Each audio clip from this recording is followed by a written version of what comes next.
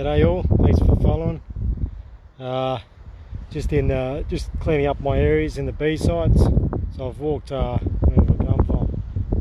The south side, so around the back of the from Pippidini area, and just got my car parked. So I'm just walking through the whole area. Just coming up to the along Yanchep Beach Road. Yeah, so there's a fair few burnt out areas, so I'm just going through that now. Coming up to the next site that I've started cleaning up that, but yeah, I'll just show you pretty much what's been happening, and then I'll move along back to the other side and start cleaning up that area as well. So I just thought I'd take a big walk and see what the flora and that what's left, and it's pretty much not much really, but there is a few cockatoos around that I've seen that are hopping on a few trees and, you know, trying to get what little food there are. And just remember, I just want to tell you a little bit about the flora. A lot of this area that was through here was Banksia sessi. You've got the normal Banksia and you've got the small Banksia sessi, which is a parabush, and you know, the cockatoos rely on that food source. A lot of it's been burnt, and it's also a great bee source. So this area is going to be pretty much non-existent for about 5 or 6 years, even maybe longer, even trying the seedlings come, and it'll get bushier, but it'll be a while, so I won't be able to use this area. But I'll just put you and let you have a look around the area while I'm taking a walk, so I can actually go to my place. Just hang on a sec.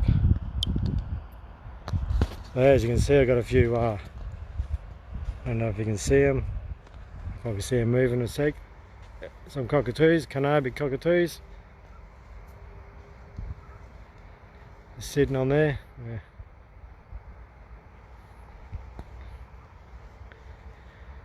At least there's a few there anyway. I might go around them, just let them eat. They're probably the only food.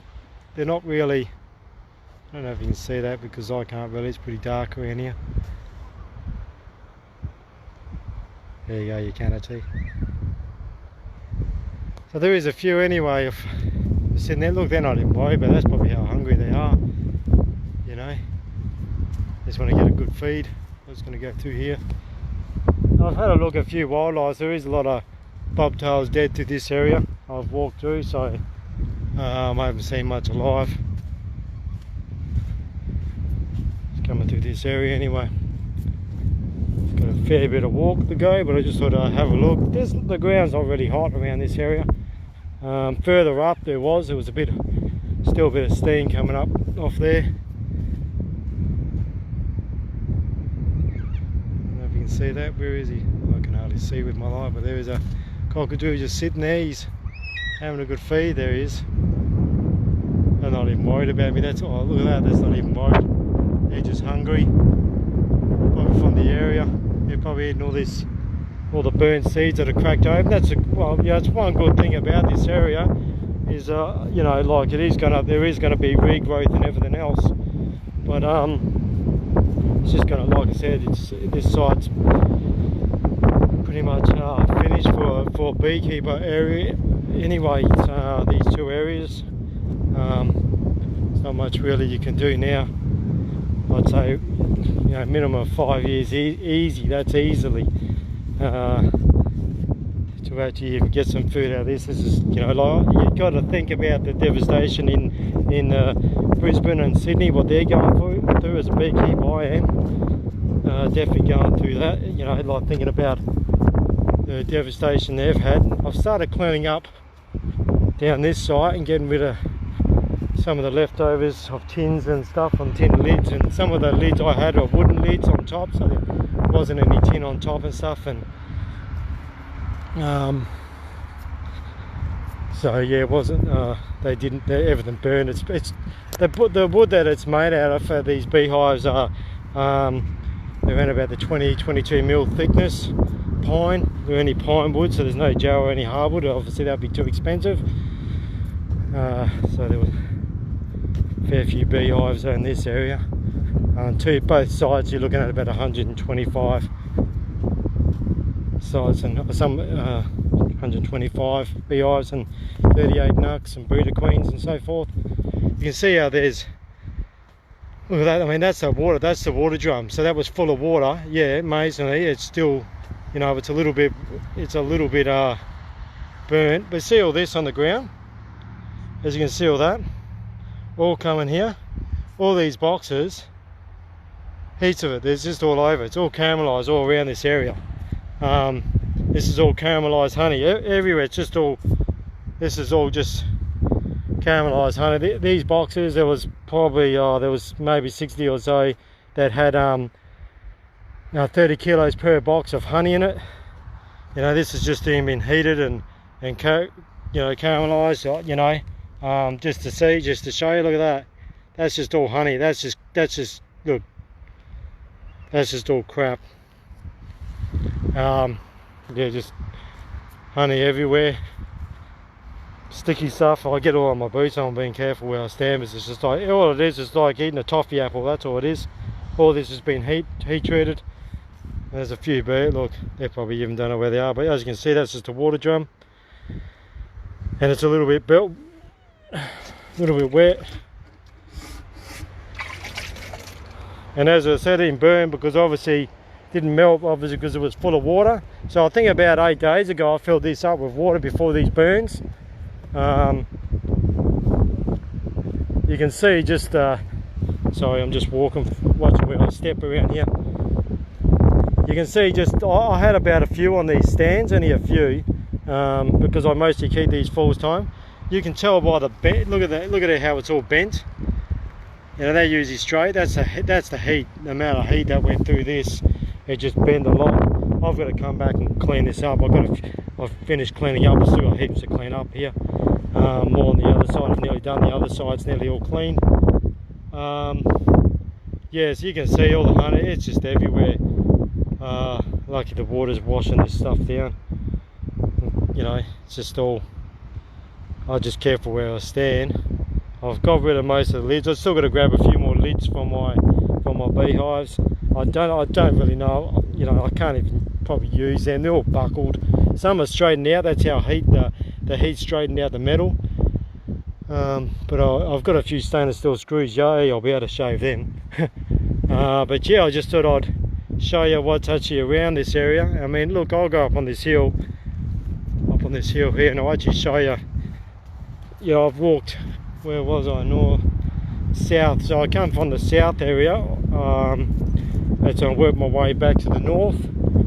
That's like we're talking about the Pipitini, so Pipitini area, Pipitini Road area. So that's which way I've walked all the way down, because I had a bee site back up that way.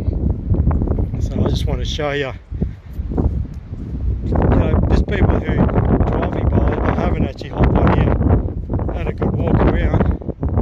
You can actually see the devastation that's actually coming around here.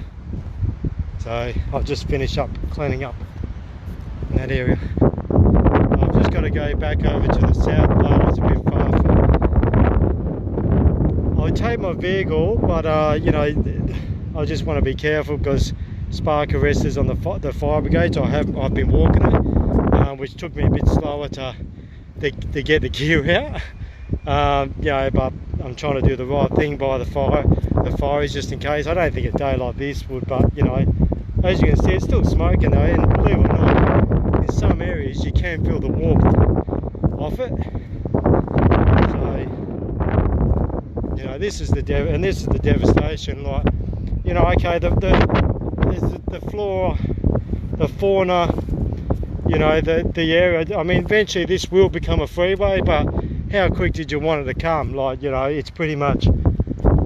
It will come good with all this rain, but a lot of it won't also. You know, it will take a long time to all come back, and that's what some people don't understand. I just want, the reason I'm doing this post is just to get you to understand of, you know, the people in Brisbane and Sydney that are going through these fires, and you know, as a beekeeper, I actually know where they're going through. You know, like, I know that we don't get much support from government and stuff like that, believe it or not. Even though we're vital for agriculture, we don't get much support from them. And you know, we need the support, and that's why we look for people as just followers and everything else, because you know, where do you go when something like this, that's that much, you know, the flora and everything gone for a beekeeper? Well, you've got to find alternative routes. You know, we go for certain flora to give you those different flavours. This area is probably, you know, it was not going to be able to get that Yanchep parrot bush, so whatever I got left, I would have had a lot more. I'm not going to have it this year, next year and the year after, so it's not going to be there. And yeah, Susan, yeah, that's right, the devastation for the wildlife. I did see on Iris's house, so she's, believe it or not, she's got a bit of lawn at the front, it hasn't frizzled up, so it must be good dirt under it. There's a kangaroo eating on that, and I'll put that picture up because I took out a picture of it to show you, you know, that they are coming for the green and stuff like that. And some of these birds, I saw some blue wrens hanging around the bushes, so that's, you know, it is good to have them. But you know, I walk this bush all the time as a beekeeper. I used to come here, and like I said, I went to Iris's place, and then I go over to further up to the south through this bush. To be honest, I can't even sometimes tell where I am because all the landmarks are gone. You know, like it looks totally different. So I usually walk around and look for where I'm going. But you can actually, you know, it's pretty much devastation. It's quiet as, you know, you can't hear a pin drop. But before, you could hear the birds, you could hear some bees in the trees. You know, you could hear things going on here. It's just now dead. You know, this will grass up. A lot of this will get grass, and you know, a lot of these seeds from the bushfire are germinated by heat and, you know, by the ash and so forth. But you know, it's still like, it's going to take, what I tell people, this takes all a while, a long time to get the flowers back. You know, the birds feed off the flowers, the bees feed off the flowers. It's all one big ecosystem. I don't know, down in that garden, sorry, I'm just see a couple of kangaroos that are got a bit of greenness there in the valley. So, you know, there I have walked this area, and in little pockets around this area where it hasn't been burnt, and I'll show you. So I've got to go away. It's going to take me a fair walk to go to the other bee side, but I'll just come down this hillway. So a lot of these in these pockets is lots of kangaroos in these little pockets hanging around. So, you know, when they're comfortable, I dare say they would have hit these pockets and pretty much, you know, hung around there. And, you know, obviously they know what's going on, but yeah, they're obviously pretty safe. There's about two there I see, but in those, I think there's, well, there's 1, 2, 4. I don't know if you can see that. I might see if I can zoom up. I don't know. I'm just going to go. If you can see that, I'm trying to stop it. So there's, look at there, there's two. So there's two standing there looking at me too. There's one big boy. He's looking at me. He's like, oh, what are you doing? He's staring. Oh, where is he? Still there? Yep, sorry. I'm just stop my moving around. I'll try to settle my hand. Yeah, David, yeah, lost 200. So yeah, with the David, with same here, mate, with 125, and then the small nucs as well, breeder queens. Yeah, it's a killer. And I talked to the few of the ABC, and there's just I don't believe there's enough for the beekeepers, David. You know, the backing, the agricultural of what, and you know yourself, the amount of work we do as a beekeeper to get the honey, to put it on people's plates. Like I say to people, look after. Sorry, just to let you know, David Christian, he's another beekeeper, commercial beekeeper, and I just like to say, you know, that of what people do to, you know, for us beekeepers to get that honey on the plate, on your bread. So just remind a cup of teas and stuff is a lot of work. We don't get a massive backing from the government, and we're vital for the agricultural area, you know, for farmers and all sorts. So I like to, you know, spread that. And it's when something like this happens, it's a killer. It's a gut wrencher. It's, you know, it's hard enough. Like last year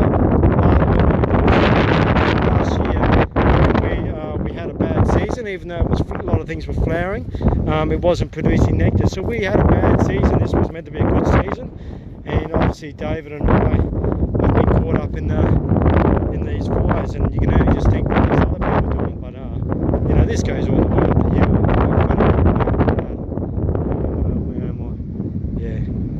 So you know, I just wanted to show you exactly, you know, what's actually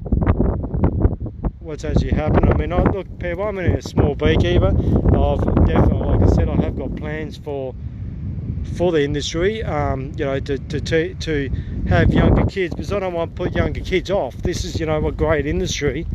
It's you know, it's something that I believe kids should get involved in, and you know, community with disability people, autistic people, you know, to put their head in a beehive is the best thing out, and I try to get everyone involved in stuff like that. And there's certain things I want to bring to the industry. I believe it's a massive gain for the community, massive gain for kids growing up, and adults and older people, you know, like. So there's a lot of things I have got in the pipeline, you know, that it's a massive philosophy. I'm not going to continue on there, but I'll tell you that for now. But I just like to show people what, you know, what's around, because people probably haven't walked it and actually seen, you know, what's in this. So I just in this area over here, as I'm showing you, I've walked over there. That's just a little bit of pocket of greenery, and there's a fair few kangaroos hanging in that area. Lots of them, well, quite a few actually. I was very surprised when I went there at the heat of the day, a couple of days ago. They were all in that area. So yeah, there was a fair few sitting in that area. I'm just going to go up on the side here, just have a bit of a look what's going on before I turn it off, and then head to the next site and carry some more gear back. So, but yeah, look, you know, just, you know, this, I hope, you know, this will definitely come back, and it's a lot worse further north as we go. I mean, that's even, like I said, this is hectare and hectare. I don't think you really, I mean, in a helicopter, I think Tracy Roberts, she did a flyover and could actually see the amount of bush that is burnt. But you know, this is bare. You know, a lot of this, even from the north area, was a lot of parabush. There's a few kangaroos, so they're hanging around this area. I can see one way at the back there, just right out this way out here. So I got a few kangaroos just hanging over there. There's probably see them dropping off now. So they're still around. I've seen a few dead snakes on the dead snakes and a few bobtails, but you know, this is when this come through. You can see when this come through, and even, you know, there's not much left in the beehives. Even the tin, it's all gone. Like the tin's flattened out, so it's gone back to its memory. You know, a lot of it's wooden boxes, so everyone goes, oh, where's all the ash? Well, it's all wooden pine boxes. Like, you know, there's nothing there. It just burns in. If it's high heat, if it's high heat, it's going to just turn it to nothing, to dust. So you know, unfortunately the bees don't have, a lot of people said, oh, did the bees, would they absconded? You know, this come in real quick, as anyone knows in Yanchep, and oh, this came in real quick. There was no time. The queen wouldn't have got out. Those bees that were out foraging, they're probably, you know, they're long gone now, because they've got all their colonies gone. So I just thought I'd show you this anyway. And what's this? Lisa Harrison, yeah, time for government to seriously increase support for the beekeepers, and I totally agree. There's not enough, and that's what I say. Like, we're not after handouts, but we're just after, like, you know, there's a lot of talk about the fires in Brisbane and Sydney, and here there's even talk about, you know, the Yanchep, but you know, there's no talk about, you know, one of them, David Christensen and Collie, the beekeeper, lost his hives. There's no talk about me losing hives. It's, you know, they don't see us as you know, our hives being a business, or our hives being something on this ground floor that's needed. It is needed, and it's something we work hard to bring to people. And I don't, like I said, I don't do just honey. I do queens and bees and a bit of honey, but it's all none of it's taken the Capilano West Coast. It's all straight, you know, straight to the community, and do a lot, and do markets and so forth. So it's a product we bring that's, you know, we bring straight from you guys, just like Grandma used to do it. it's no heat treated, nothing like that. So the product is strong. It's still gonna, the wife says to me, keep going, and good old wife is backing me up, that's a bloody good help. But I just like you to have a look of what we're doing around here, and at least have a bit of a browse, or people who haven't come out here and haven't done the walk. But there's not much. I've had a good look. There is a few dead bobtails around in certain areas, and snakes and that. I haven't seen, to be honest, I haven't seen any kangaroos, nothing like that. I haven't seen anything. These trees, you're looking at some of these trees and that, and they look burnt, but these will come. They'll all come good. That's a bonus. They will survive. They'll come nice and green and stuff, but a lot of the ground cover, like that Banksia sessi, that's a very nice honey. That's just destroyed. But the good thing is it finished its flowering. The Banksia was coming on, the ball Banksia. There's a big boy. He's just in that. Just over there, sitting there. There's a lot of what I was saying. A lot of the Banksia sessi that was all through here, the parrot bush, it stopped flowering, which probably hopefully would drop its seeds, and the new next generation will be on. But the saddest thing is, this is one day going to be, like he said, a freeway. That's why the petrol station couldn't really do much with renovations and stuff, the vows, because obviously they weren't allowed to because the government. Same as Iris Geneva's house, the good old chook. I feel sorry for her and about her house. She's a good old lady. Eventually they're going to put a freeway here, but this is pretty much, doesn't make it any better. So yes, anyway, just thought I'd let you have a look at, see what's going on. What I'll do before I turn it off, I'll walk down to this, and then I'll turn it back around. I'll head back up. I'll just walk down to this greenish area. I can actually show you. Just for the people that are watching, because they might think, oh, where's the kangaroos, or they okay and stuff. And like I said, there's still some pockets, but at the back of this area, there's not much around that back, going head down to the south way. Yeah, it's pretty cooked. I think when it come down that hill with a bit of wind, it would have just really taken off and caught up. So, but there's a kangaroo in here. He's a pretty big boy too. He's sitting there. Oop, goddamn hat. So I'll just give a quick walk down here, so I can show you.